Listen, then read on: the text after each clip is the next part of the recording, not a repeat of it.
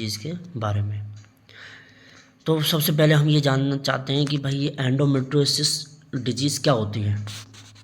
Endometriosis disease condition एक ऐसी condition है जिसमें क्या होता है कि जब फीमेल को पीरियड्स आते हैं तो जो ब्लीडिंग है, जो एंडोमेट्रियम टूट के जो नीचे जाती है पीरियड्स के दौरान, उसके जो टिश्यू हैं वो अपर बॉडी पार्ट में, यानी कि यूट्रस के जो अपर बॉडी पार्ट हैं उधर चले जाते हैं।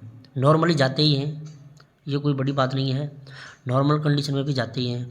लेकिन क्या होता है एंडोमेट्रियोसिस की कंडीशन में कि ये टिश्यू, एंडोमेट्रियम के टिश्यू जा कर के और वहाँ पर के इन्वेड हो जाते हैं, वहाँ पर इकट्ठे हो जाते हैं। जैसे कि यहाँ पे वो रखा है ये, वहाँ इकट्ठे हो जाते हैं और इकट्ठे होने के बाद में वहाँ पे ये क्या करते हैं कि नेक्स्ट जब पीरियड आता है उस टाइम पे ये ब्लड का लीक आउट करते हैं वहाँ से, ठीक है।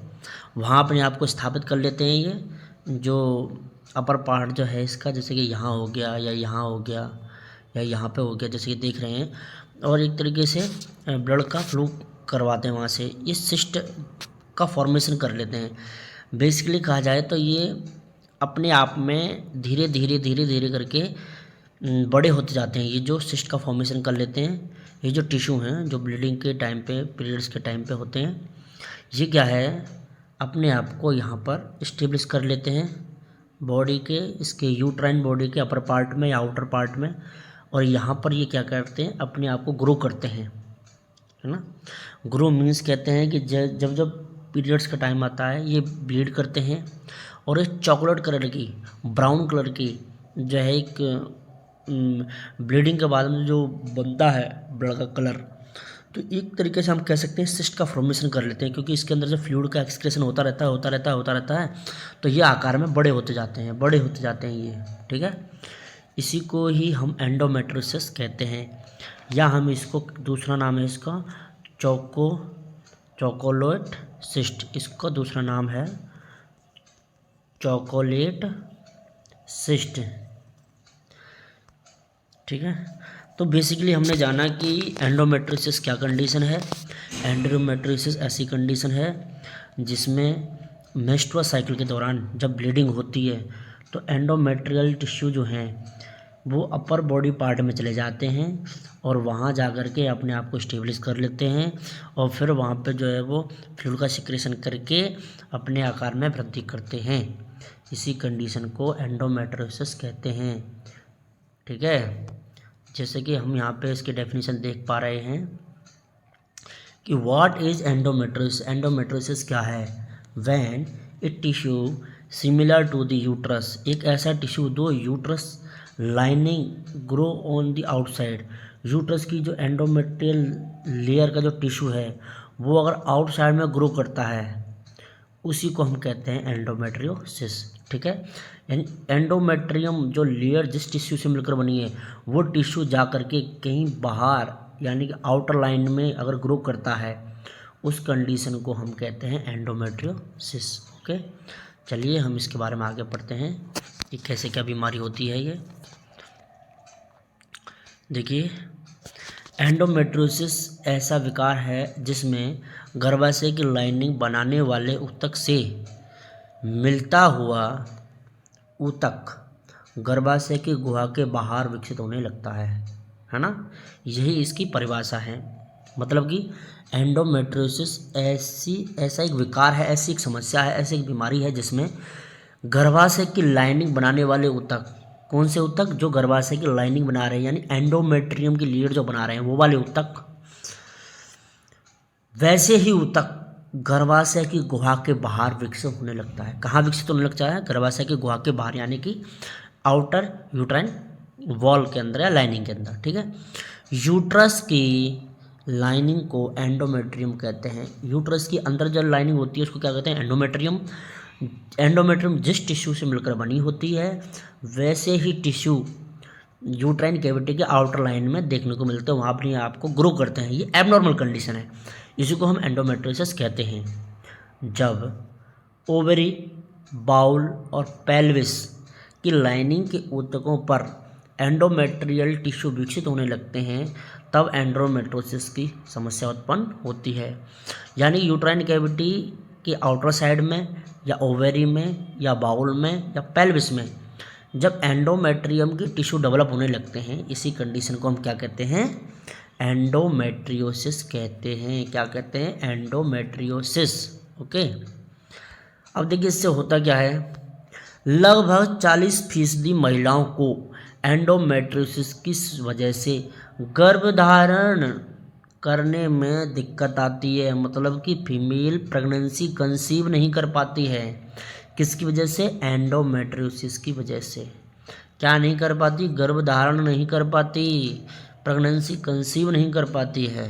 ओके, शोधकर्ताओं का मानना है कि सूजन से स्पर्म या एग को नुकसान पहुंचता है। शोधकर्ताओं को क्या मानना है कि सूजन से, जो एंडोमेट्रियोसिस के अंदर सूजन आती है, उससे स्पर्म या एग को नुकसान पहुंचता है। स्कार टिश्यू फैलोपियन ट्यूब को ब्लॉक कर सकता है। सर्जरी से इस स्थिति में महिलाओं की जनन क्षमता को बढ़ाया जा सकता है। क्या हो सकता है, इस स्थिति में महिलाओं की प्रजनन क्षमता को बढ़ाया भी जा सकता है। ठीक है। एंडोमेट्रियोसिस के लक्षण, एंडोमेट्रियोसिस के लक्षण की अगर हम बात करें तो हर महिला में एंडोमेट्रियोसिस के लक्षण अलग होते हैं। कुछ महिलाओं में हल्के तो कुछ में गंभीर लक्षण देखने को मिल सकते हैं। एंडोमेट्रियोसिस में पेल्विक हिस्से में दर्द होना सबसे सामान्य बात है। इसमें आपको निम्न लक्षण दिखाई दे सकते हैं। पेल्विक रीजन में दर्द होना, ये इसका इंपॉर्टेंट साइन है। सबसे मोस्ट कॉमन साइन क्या है, पेन। कहाँ पे, पेल्विक रीजन में। ओके, सबसे निम्न लक्षण दिख सकते हैं, मासिक धर्म के दौरान दर्द होना, यानी पीरियड्स के टाइम पे पेन होना। मासिक धर्म से पहले और दौरान पेट के निचले हिस्से में दर्द होना, ये भी हो सकता है। माहवारी के 1 या 2 हफ्ते के आसपास ऐंठन का महसूस होना, और माहवारी के बीच में ब्लीडिंग या पीरियड्स में ज़्यादा ब्लीडिंग होना, बहुत ज़्यादा ब्लीड करना। ओके, ये इसके लक्षण हैं। अगला है इनफर्टिलिटी यानी बांझपन। सेक्स के दौरान दर्द होना, ये भी एक इसका लक्षण है। मल त्याग करने में असहज महसूस होना या पेन होना, और मासिक धर्म के दौरान कभी भी कमर के निचले हिस्से में दर्द होना, ये इसके क्या है, लक्षण होते हैं। यहाँ पे लक्षण दिए हुए हैं इंग्लिश के अंदर, अगर आप देखना चाहो तो यहाँ से भी देख सकते हैं। Sharp and deep pen during ovulation, sexual intercourse, bowel movement and urination, यानी कि शार्प एंड डीप पेन का वो ओवुलेशन के टाइम पे, इंटरकोर्स के टाइम पे, और बाउल मूवमेंट और यूरिनेशन के टाइम पे। Heavy painful periods, bleeding in between periods. Okay, क्या, हैवी पेनफुल पीरियड्स और ब्लीडिंग इन बिटवीन पीरियड्स के टाइम में बहुत ज़्यादा ब्लीडिंग होना। नॉर्मल लाइनिंग टिश्यू ये होते हैं, इनकी ग्रो यहाँ हो जाती है। इसको क्या कहते हैं, एंडोमेट्रियोसिस।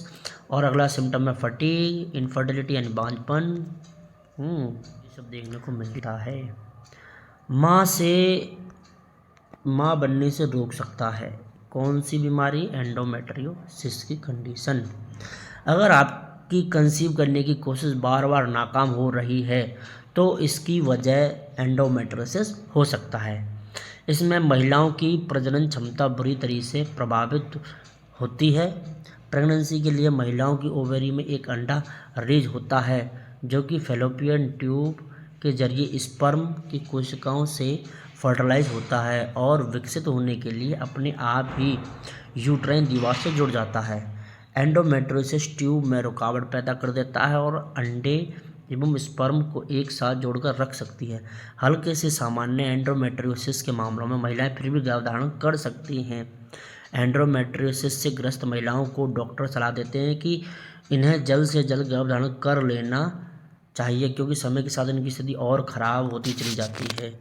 मतलब कि इसमें कहा गया है कि एंडोमेट्रियोसिस की वजह से क्या होता है, जो गर्भधारण महिला करती है वो अच्छे से नहीं कर पाती है। जैसे हम मान लेते हैं कि ये है यूट्रस और यहाँ है ये वजाइना, यहाँ से स्पर्म गया और यहाँ से ओवम आया, यहाँ पे ये एम्पुला है, एम्पुला में क्या है, फर्टिलाइजेशन होना है। ठीक है, तो होता क्या है कि ये जो एंडोमेट्रियोसिस कंडीशन है, ये क्या सिस्ट का फॉर्मेशन कर लेते हैं। और ये सिस्ट क्या है, इस जायगोट को यहाँ पे जैसे कि जायगोट बन चुका है, इस जायगोट को ये सिस्ट जो है ये नीचे नहीं आने देगी। और ये अगर नीचे नहीं आएगी तो यहाँ पे यूट्राइन में ये इम्प्लांटेशन नहीं होगा। इम्प्लांटेशन नहीं होगा तो क्या नहीं होगा, गर्भधारण नहीं होगा, प्रेगनेंसी कंसीव नहीं होगी। इसलिए जब ये कंडीशन किसी महिला को होती है, मतलब छोटे छोटे सिस्ट बनने स्टार्ट होते हैं, तो डॉक्टर सलाह देता है कि भाई आप जल्द से जल्द प्रेगनेंसी कंसीव कर लीजिए। कहीं ऐसा ना हो कि ये सिस्ट का साइज़ बड़ा हो जाए और ये पूरी यूट्राइन के अंदर ये जो फैलोपियन ट्यूब है इसको ब्लॉक कर दे। अगर ये ब्लॉक हो गया तो आप जो है प्रेगनेंसी कंसीव नहीं कर पाओगे। अभी सिस्ट छोटा है, इसलिए आप जल्द से जल्द प्रेगनेंसी कंसीव कर लीजिए, ये डॉक्टर सलाह देते हैं। क्योंकि सिस्ट का आकार जो है पीरियड्स के दौरान बढ़ता जाता है, जब जब पीरियड्स आएंगे वैसे ही इसका आकार बढ़ता ही जाएगा, ठीक है, ब्लीडिंग की वजह से। ओके, ये इसमें कहा गया है। ओके, अब आगे पढ़ते हैं क्या है एंडोमेट्रियोसिस का इलाज। एंडोमेट्रियोसिस का उपचार नहीं है, एंडोमेट्रियोसिस का उपचार नहीं है। आमतौर पर दवाओं या सर्जरी से इलाज किया जाता है। डॉक्टर आइबुप्रोफेन या नेप्रोक्सेन जैसी दवाइयाँ दर्द निवारक दवाओं लेने के लिए कह सकते हैं। अगर इन दवाओं से दर्द नहीं होता है तो दर्द कम नहीं होता है तो डॉक्टर से अन्य विकल्पों के बारे में पूछें, ठीक है। कभी कभी गर्म पानी से नहाने, पेट की गर्म सिकाई या नियमित व्यायाम से भी आराम मिल जाता है।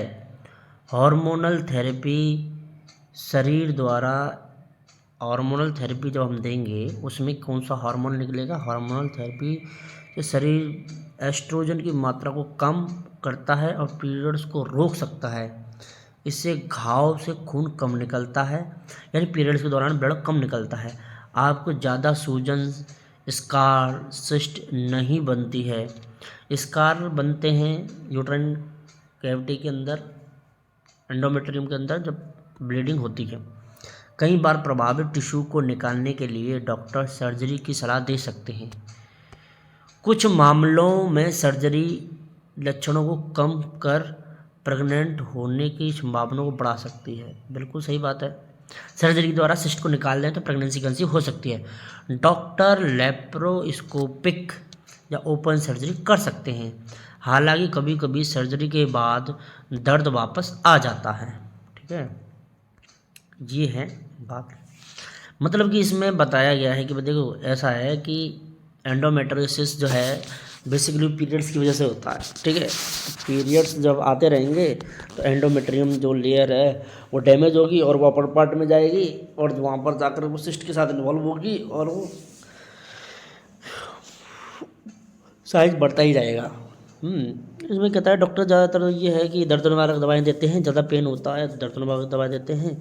लेकिन इसमें बेसिकली क्या रहता है कि अगर सर्जरी की सलाह देते हैं तो जो सिस्ट है उसको जो है डॉक्टर रिमूव कर देते हैं, उससे प्रेगनेंसी कंसीव हो सकती है। मेनली बात वही है कि भाई जब ये जैसे कि ये यूट्रस है, यूट्रस है और यहाँ ये जो फैलोपियन ट्यूब है, ये फैलोपियन ट्यूब है, यहाँ पे अगर सिस्ट का फॉर्मेशन हो गया है तो ये क्या है, जायगोट बनने नहीं देगा। और अगर स्पर्म और ओवम मिल गए तो उस बने हुए जायगोट को नीचे नहीं आने देगा। तो वैसे डॉक्टर यही करते हैं कि ये जो सिस्ट बना हुआ है, क्या बना हुआ है, सिस्ट बना हुआ है, उसको रिमूव करके और वो प्रेगनेंसी कंसीव करवाने में हेल्प करते हैं। पोटेंशियल कॉज, अगर कॉज की हम बात करें एंडोमेट्रियोसिस के कॉज क्या हैं, तो कॉज के हम देख सकते हैं जेनेटिक, फैमिली टू फैमिली हो सकता है जेनेटिकली, पहले कभी माँ का हुआ हो, नानी को हुआ हो, उसकी वजह से फैमिली में मतलब पुराना देखने को मिलता है तो उसकी वजह से भी हो सकता है। तो ये प्रॉब्लम जेनेटिकली भी हो सकती है। रेट्रोग्रेड रिवर्स मेंस्ट्रुअल, मतलब ब्लीडिंग का बार बार ऊपर की तरफ रिवर्स होना। सर्टेन सर्जरी की वजह से हो सकता है। हार्मोनल इश्यू की वजह से हो सकता है। इम्यून सिस्टम की वजह से, इम्यून सिस्टम गड़बड़ होने की वजह से हो सकता है। और सेलुलर मेटाप्लेजिया या सेल्स के बहुत ज़्यादा प्लेजिया होने से यानी कि सेल का जो है आकार बढ़ने से भी हो सकता है, सेल जो है ओवर ग्रोथ कर जाती है, उसकी वजह से भी ये देखने को मिल सकता है। ओके, अगर हम टाइप्स की बात करें, एंडोमेट्रियोसिस के टाइप्स की बात करें तो इसके 4 टाइप हैं। 4 टाइप में नंबर 1 है सुपरफिशियल पेरिटोनियल लीजन, दूसरा है एंडोमेट्रियोमा और तीसरा है डीपली इनफिल्ट्रेटिंग एंडोमेट्रियोसिस और 4th वन है एब्डोमिनल वॉल एंडोमेट्रियोसिस। जो नंबर 1 है सुपरफिशियल पेरिटोनियल लीजन, बेसिकली इस टाइप में क्या होता है कि जो एंडोमेट्रियल टिश्यू हैं वो पेरिटोनियम कैविटीज से अटैच हो जाते हैं। ओके, और वहाँ पे जाकर के वो प्रोलिफरेट होते हैं और सिस्ट बनाते हैं। ये बहुत ही रेयर टाइप का है, सबसे कम सीवियर, मतलब इसमें ज़्यादा प्रॉब्लम नहीं होती, सबसे कम सीवियर टाइप का है ये सुपरफिशियल पेरिटोनियल लीजन। ठीक है, दूसरा टाइप है एंडोमेट्रियोमा। एंडोमेट्रियोमा को basically dark fluid filled cyst कहते हैं। इसको चॉकलेट सिस्ट के नाम से भी जाना जाता है। कौन सा? एंडोमेट्रियोमा। ठीक है, वैसे तो ये कहीं भी हो सकता है, पेल्विस में, एब्डोमेन में, कहीं भी हो सकता है, लेकिन एंडोमेट्रियोमाज मोस्ट कॉमनली ओवरीज में पाया जाता है। कहाँ? ओवरीज के अंदर। ठीक है, दूसरा टाइप है ये एंडोमेट्रियोमा जो कि ओवरीज में पाया जाता है, इसको चॉकलेट सिस्ट के नाम से भी जानते हैं। और थर्ड टाइप है डीपली इनफिल्ट्रेटिंग एंडोमेट्रियोसिस। इसके अंदर क्या होता है कि जो एंडोमेट्रियल टिश्यू हैं वो इन्वेड हो जाते हैं पेल्विक कैविटी में, outside the pelvic cavity, pelvic cavity के आउटसाइड में जो है वो इन्वेड हो जाते हैं। ठीक है, ये इंक्लूड कर सकता है ओवेरीज को, रेक्टम को, ब्लेडर को, बॉवल्स को। ठीक है, ये रेयर कंडीशन है, बट इसके अंदर ज़्यादातर पेल्विस ही अफेक्ट होता है और ये ज़्यादा नहीं, 1 से 5% ही लोगों को अफेक्ट करता है, मतलब फीमेल को। अब चौथा टाइप है abdominal wall endometriosis. Abdominal wall endometriosis के अंदर क्या होता है कि ये एब्डोमिनल वॉल के अंदर जो है ग्रो करता है, मतलब कि जो लीजन है, जो कि सिस्ट का फॉर्मेशन होना है, जो एंडोमेट्रियल टिश्यू है वो ग्रो करते हैं कहाँ पे? एंडोमेट्रियल वॉल में। और ये कहाँ? उस जगह पे जहाँ पे इसका जहाँ पे पहले कभी सर्जरी हुई हो, जैसे कि किसी फीमेल का सिजेरियन सेक्शन हुआ है तो वहाँ पे एक स्कार टिश्यू का फॉर्मेशन हो चुका है, तो ऐसे स्कार टिश्यू वाली जगह पे जहाँ पे ऑपरेशन साइट है वहाँ पे ही एंडोमेट्रियो टिश्यू के इन्वेड होने की, डेवलप होने के चांस ज़्यादा होते हैं। इसी को हम बोलते हैं एब्डोमिनल वॉल एंडोमेट्रियोसिस। ओके।